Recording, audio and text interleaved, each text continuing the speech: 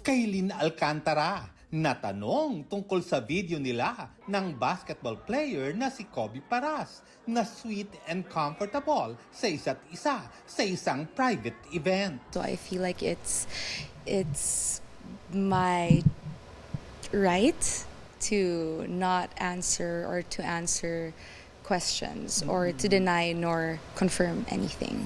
As long as alam ng pamilya ko at yung mga close kong mga kaibigan or my loved ones what's really happening behind cameras. I feel like I don't owe the public any explanation naman po.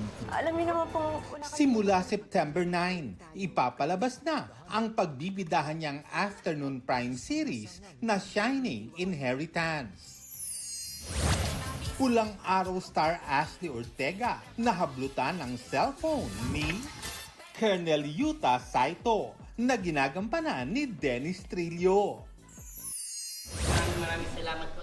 K-pop idol Sandara Park mapapanood sa weekend sa Running Man Philippines. Lars Santiago nagbabalita para sa GMA Integrated News. Huwag magpahuli sa mga balitang dapat ninyong malaman. Mag-subscribe sa GMA Integrated News sa YouTube. Sa mga kapuso abroad, subaybayan nyo kami sa GMA Pinoy TV at sa www.gmanews.tv.